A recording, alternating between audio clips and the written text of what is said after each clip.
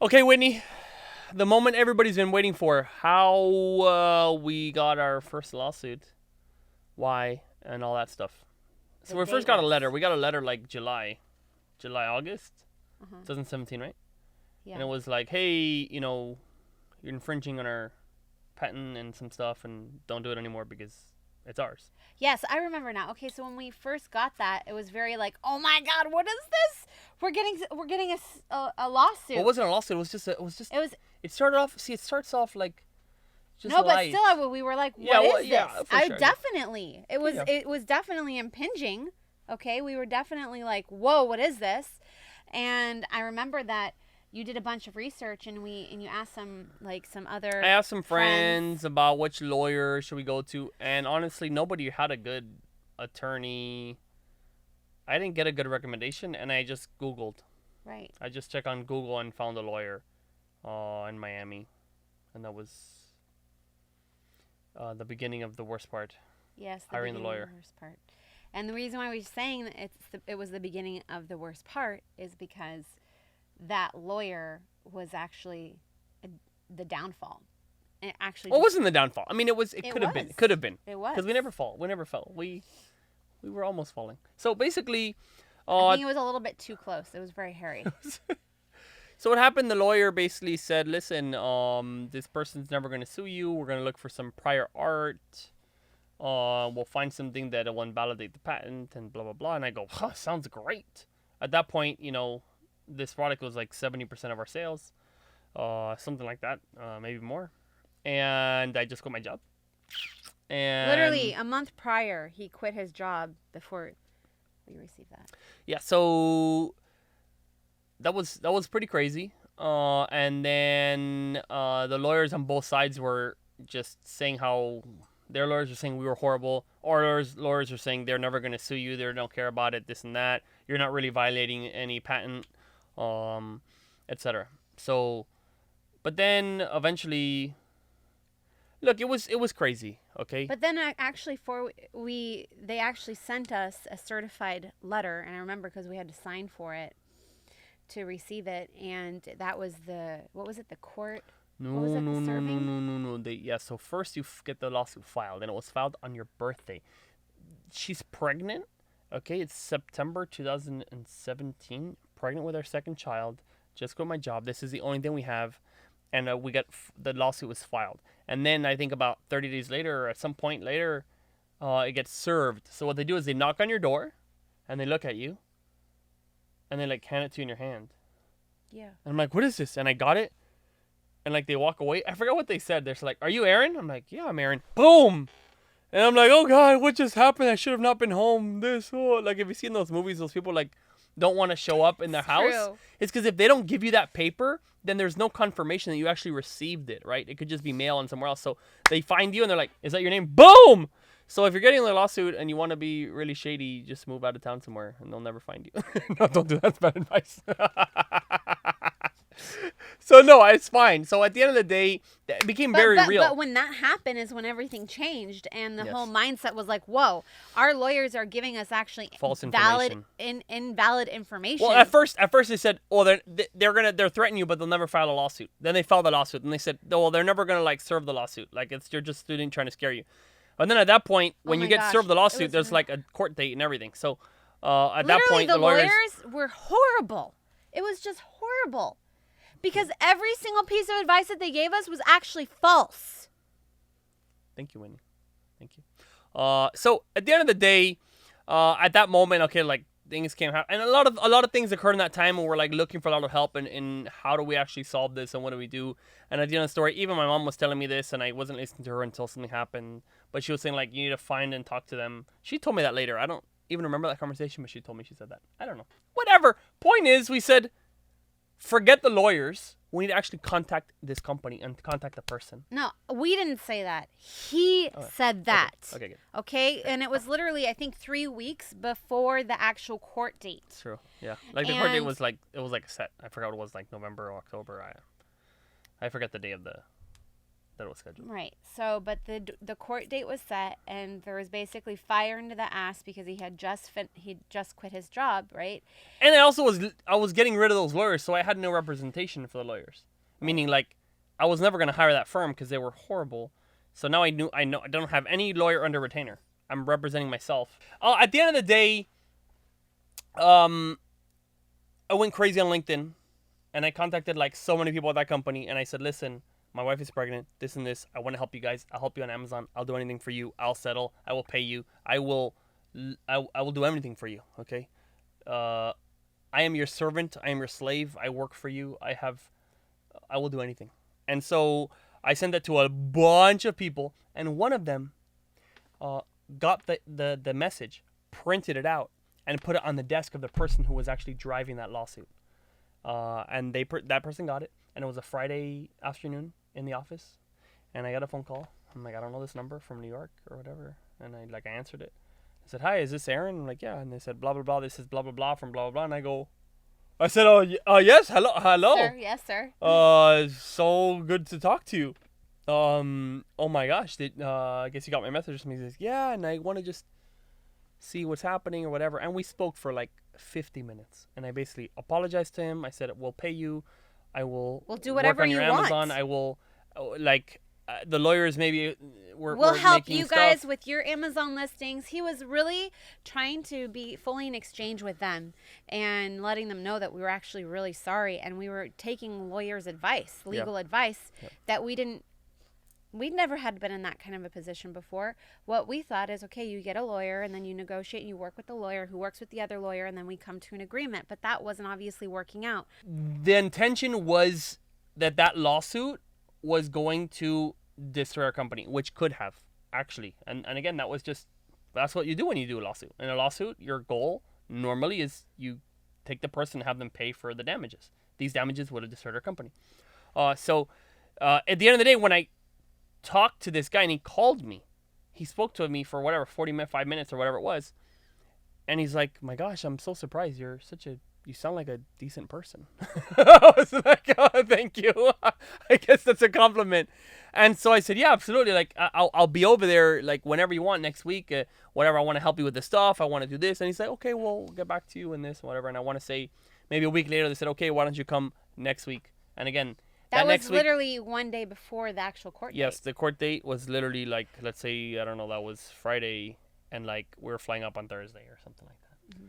And so we arrive, and like, that's a whole story, and I can't go into it, right? I can't go into a lot of details here, but the point is, I showed them a lot of stuff that they could improve. They were impressed. They were really impressed by Aaron and I, and what kind of people we were when they actually met us in person. Yeah, and Whitney shows up there, she's pregnant, right? Like, very pregnant. We're like, I don't know, 6 months pregnant. And like, she shows up and they're like, oh my gosh, like, you're very pregnant. Like, sorry, like, we put you through the stress. I was like, no worries. Could you please sign the settlement? They're really beautiful people. And honestly, this company, they're such beautiful people, and they really do care, and they were very kind, and they absolutely wanted to work with us. It was really just it was an unfortunate situation where we didn't have very good representation. It was bad. And when we actually spoke, and the lawyers, by the way, actually recommend you cannot contact them directly. They kind of make you really scared. They're like, it's true. If you contact them directly, like, they can use that against you. They're going to do that. Like, absolutely not. You want to say anything, give it to me, and I'll forward it, and this, and like, they don't want you to communicate directly. Why? Because when you communicate with each other, you generally can find a resolution, and the lawyers then are out of a job. Right. So anyway, not that all lawyers work like this, but that's just been our experience in this particular case. So direct communication, from what I understand, and again, this is not legal advice. I'm not a lawyer, and I don't know anything, and I do not provide legal advice. But from my understanding, in my situation, the direct communication was the thing that solved it. We did get a settlement, I think, the day before the court happened. All the details confidential strictly, but we settled it, and it was fantastic. And then we you were helping them. Yeah, exactly. I wanted to. I'm like, I'll do whatever to help you guys, because you're allowing us to live, literally, which is amazing, you know? So then right after that, I remember we went home and we were like, wow, that was intense. That was so intense.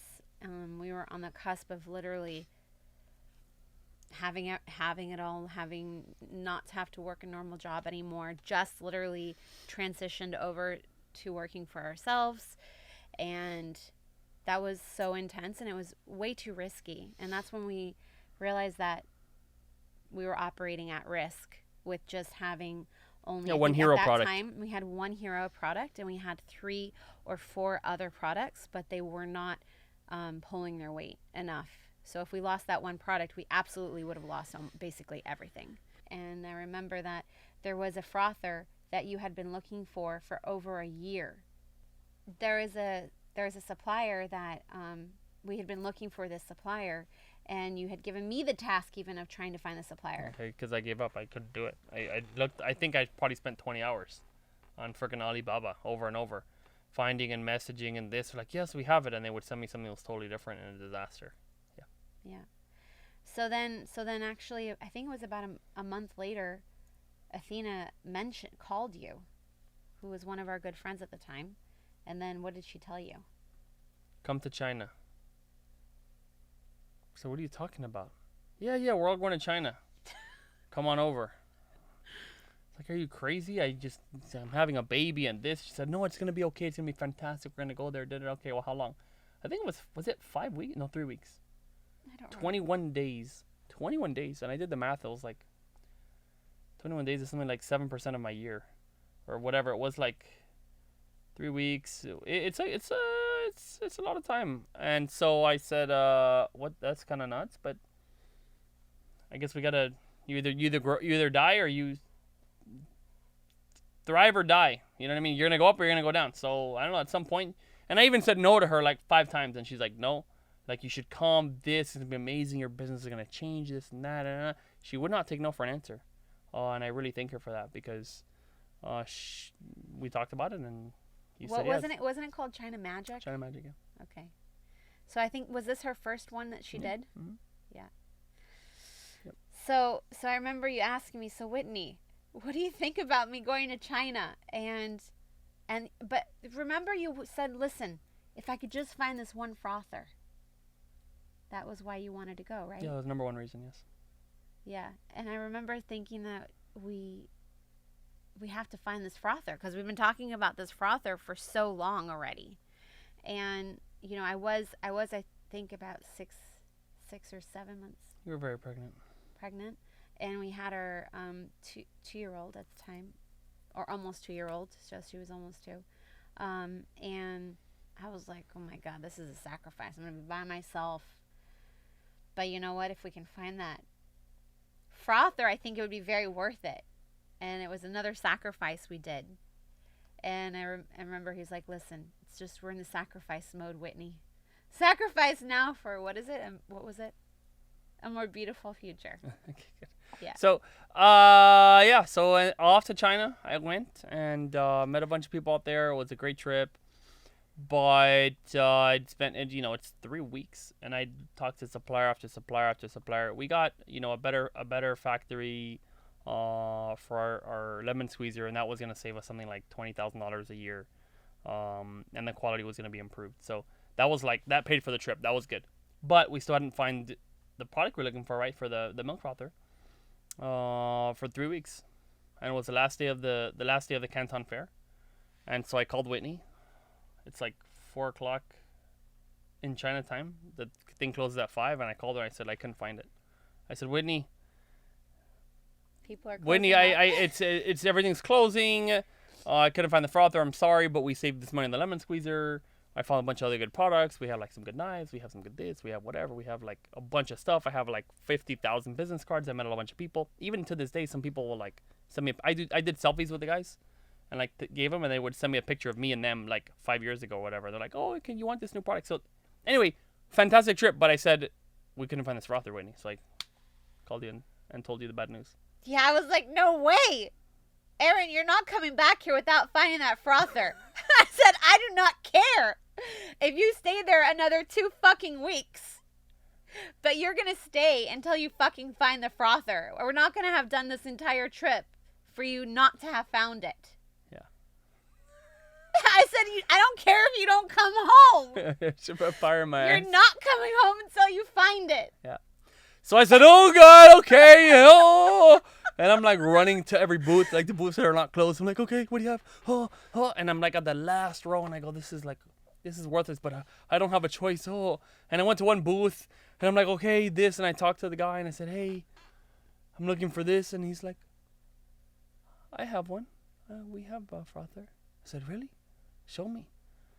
And he took me one. It wasn't exactly the same, but I said, we're going to need to make a stand, and we need to do this, and we're going to do this. And he's like, we can do that. I said, really?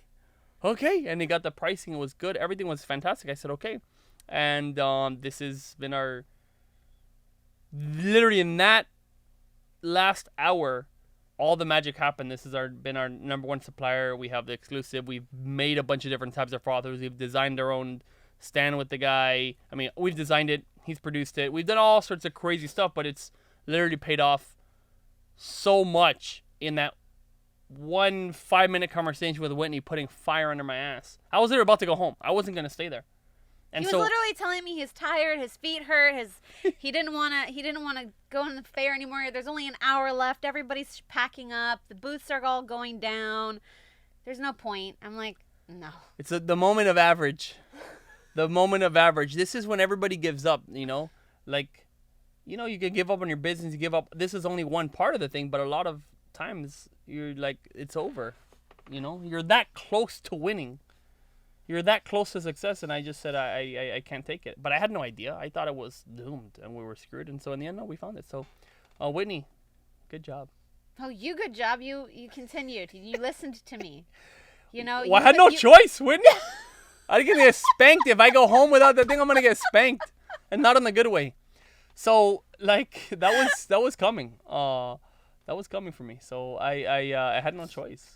And so anyway, that's the point when you're a team. Like you both have the same effort. You have the same idea going forward. And so we ended up finding it. So that was spectacular. And then again, that's the story. Like the company really grew after that. Like that trip was huge for us. Absolutely freaking huge. And I know if you go to, I guess, I don't know, ChinaMagic.com, or you check with Athena, she's still doing these trips. So you can go to China. I can't guarantee anything, because trust me, if you stop on the last hour, you probably won't find what you're looking for. So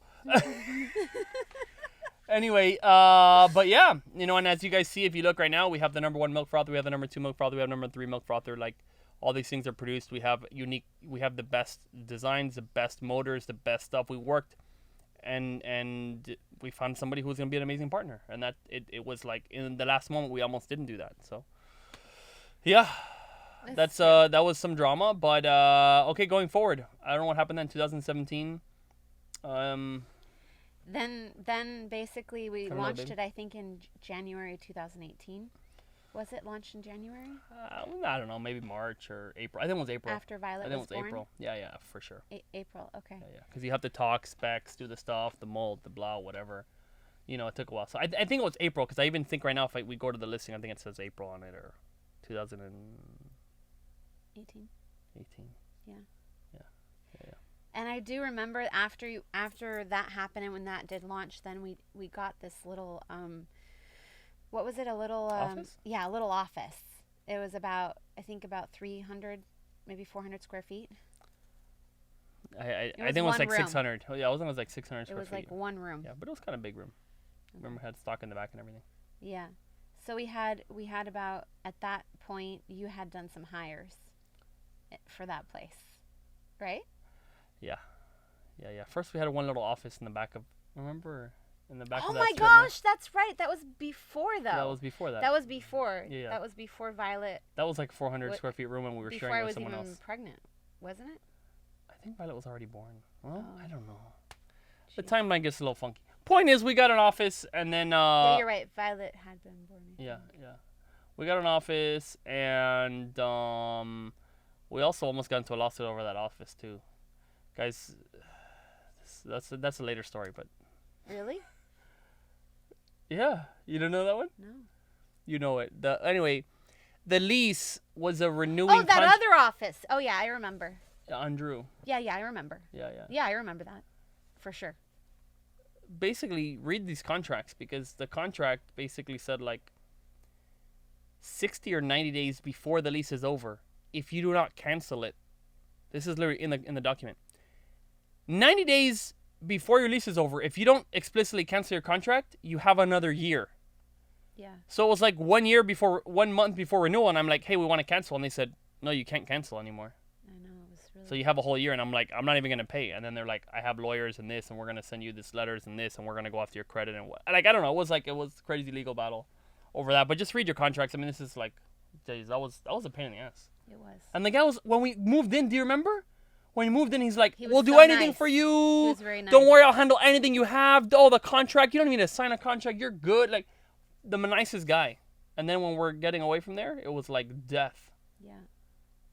It's crazy how people change like that. It's true. Yeah. Yeah. Anyway, but were you going to say a story about actually what were happening in that office and how we almost went bankrupt again? Mm-hmm. That's what I was gonna Go for it. So, when we got that office on Drew Street, I recall I was 8 months pregnant with Violet at that time. And so you had moved in and you started going to the office over there because I had a baby at home.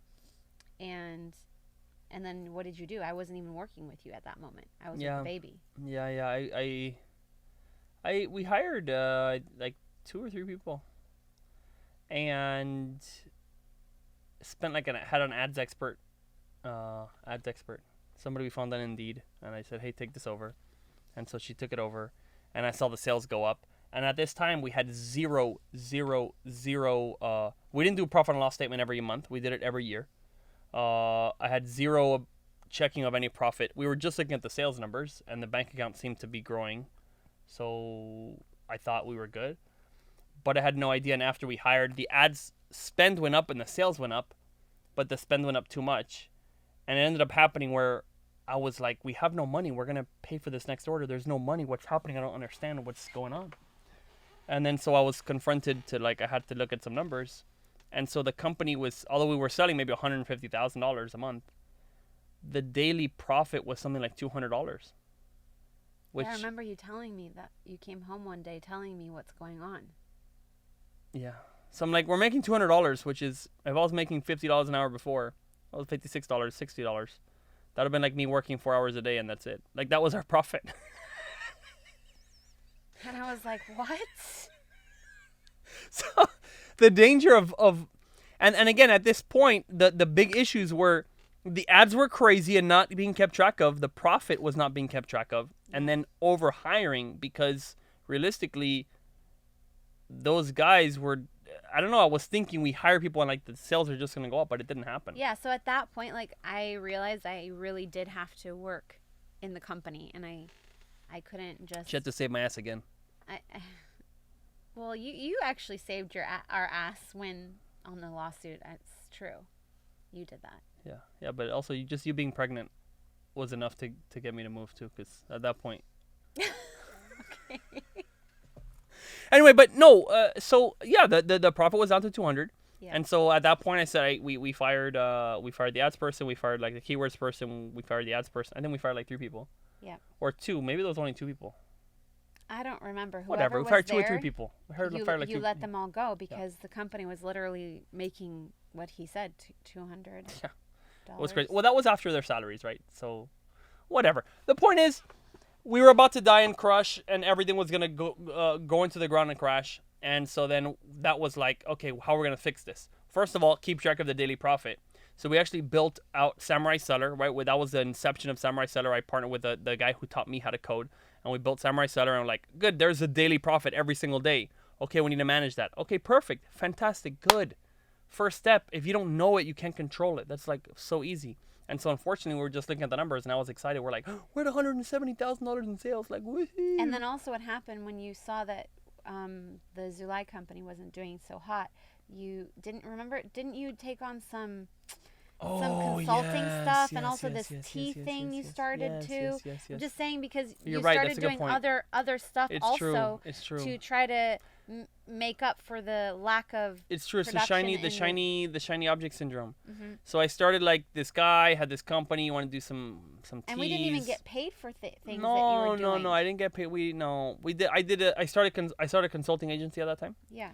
And I worked more on that than on Zulay, and that I literally didn't get paid the last 2 months, even though we got the revenue from like 9,000 a month to 60,000 a month. It was like 7,800 a month, actually, not 9,000. 7,800 a month. We got it to 60,000 a month in 3 months, and the entirety I got paid for like 6 months was like $4,000. The last invoices, because it was a profit share. I did like this profit share, and like I'll get you way up there, and then you pay me, and then the last few months they didn't even pay. When they actually made a bunch of money, I didn't even get paid. So point is, consultancy was a horrible idea. Then I tried to do another private label brand, and I tried to launch someone else's brand, and we did all this. So at this time when really the company needed the most attention, Yeah. it was like shiny object syndrome. You know, like every other thing that exists in the world, I was going after all those other things. And you told me not to, no? Yeah, I did. I told you not to. You said don't do the consulting. And I said it's really random. I said it's not focusing on what had been successful in the past. Yeah.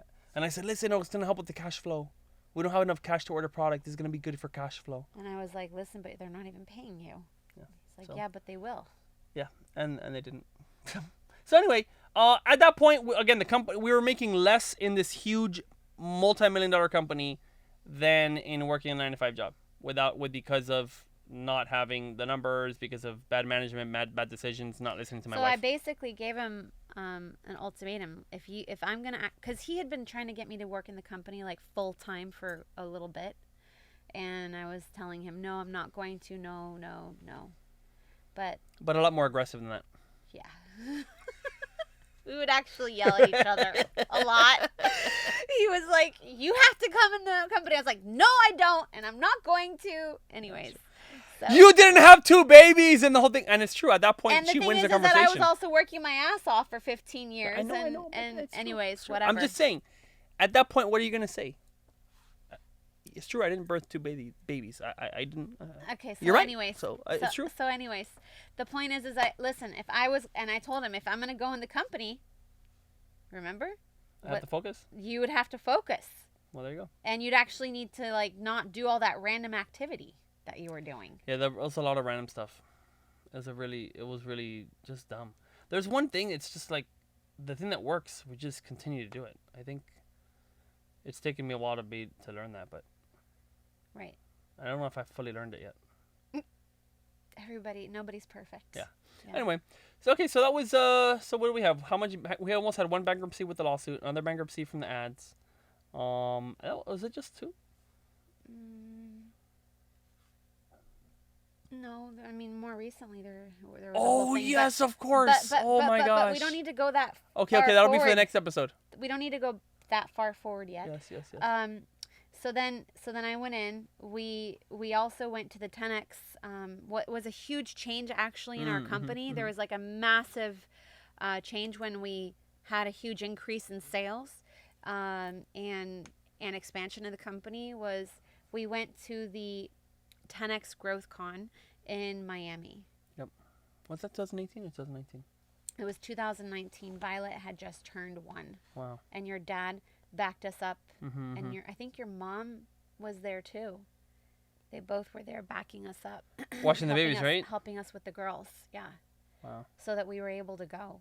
And I'm very, very grateful for that because that was a huge change in the company at that time. So we invested in ourselves. And I feel like at that time when we went to the Growth Con, we got on the same page. And yes. We were both aligned with where we wanted to go and what we were going to accomplish. So I'm just looking at the date. Okay. Let me just check. I think it was. So I just wanted to check if it was like that. Oh, 4 years ago. What year is that? Hold on. I think it's 2019. You're so right. Yeah. Right again. Miss Whitney is correct. It is for sure 2019 February, and you didn't want to go to this conference at all. No, I didn't. I was like, I don't want to listen to Grant. You know, Grant is just, he's a loud guy. He makes it, he makes all this noise And Didn't want you to know go. what? I mean, I had to drag I can read a lot of her. other things. I can just read books. I don't have to go listen to a guy, you know? And I I said, actually we are hated him. going. We are going to go. Somehow, I don't know how I convinced you. I don't But remember. you did. Okay. And Yeah. you know, I listened to you. Yep. Right? So I And then did. so we showed up. Oh my gosh, I was thanking him profusely after we went for fucking making me go. Because And you actually, she's the one who turned. Not, I don't know if it turned it around. At that point, we weren't like totally down, but I remember we listened to the people, and pretty much stage after stage after stage, everybody going up was talking about the team and the team and the team, and our team was like pretty bad. Our team was not very good. it's true. And so at that moment, I was like, Whitney, we should hire people. She's like, and I said, yeah, we'll go back and look for people. She said, no. What you want? Remember We're what you gonna said? hire people right now. It's like, Let's start. Let's do action. We can't just like go back and wait. We don't need to wait. Waiting is the horrible word. Yes. So literally, Whitney said, we're not going to wait to get back there. Get on the phone now. Who can you call? Who are we going to call right now? We're going to get hiring now. And so I'm like, oh, I don't know. Like, okay, we'll call. And I don't know, somehow, by the time we got back, Between the both of us, we were calling a lot of different people. just going down the contact list. Who can we hire? Who do we want to work with? Who do we want to work with? Yeah. And I think right there, we basically found 2 people That's right. before we left. That's Before right. we left the event. That's right. And that was I was not going to do it. I was not looking to hire anybody. I was going to go back and just put it on like the list of things to do and like we'll hire somebody. When he's like, now. We're going to do it now. And so then we called. And 2 people we basically made offers to. Then we met back, and within a month we hired at least 3 people. Yeah, we hired 3 people, 2 of which are execs. That are literally our top executives in the company, which happened literally because we went to the event around people who are way bigger than us, listening to billionaires literally talk. Like Sarah Blakely was there, like some amazing people, and they're like, what the flip? Like these guys are ridiculous. And we kept hearing the same thing. At least I heard the same thing. Yes, Yes. yes. Everybody was saying it. Everybody on the stage was like, your team, your team, your team. And we're like, our team is terrible. It's me. I'm the team. And that's not a good team. So anyway, yeah. And then our best people, we got right around that time period. And so that was a humongous shift and growth in the company. And we had very, very huge growth that year. We tripled the sales, and the next year we like quadrupled. So anyway, something like that. Numbers are rough. Okay. Right. We're not publicly traded, so it's not even a problem. I can still say whatever I want, I think. Mm-hmm. Okay. Yeah, and then basically, was it 2 years ago during COVID? You had this strategy, some really intense. You want to go into our next death, or should we do that the next podcast? Well, that's up to you. Yeah, we can. I think this is a good episode, and we got some good information. We got to leave a little cliffhanger for the next one, and so basically, the next one was probably the biggest burn. It was actually the crash was, I don't know, it's probably one of the worst ones. Because at that point we had responsibilities, we had people. It's like now you make a mistake, a lot of people feel the effect, right? A lot of your employees, and like this was a humongous crash coming, and mostly it was really my fault. But here's the thing, you know what's crazy? Each time that I'm like about to explode things, there's a valuable lesson learned every time, because now the mistake. Okay, for example, the mistake from the one that we just did, not knowing the profit, I'll never make that mistake again.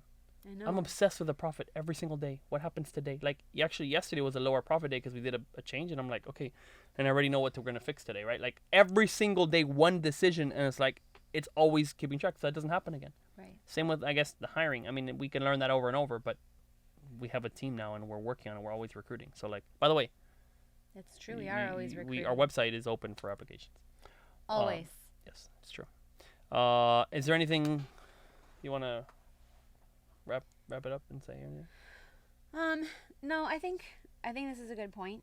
If there is any questions that anybody has about anything, you always can write your questions to the email. Find Whitney on Instagram, on Facebook, on LinkedIn.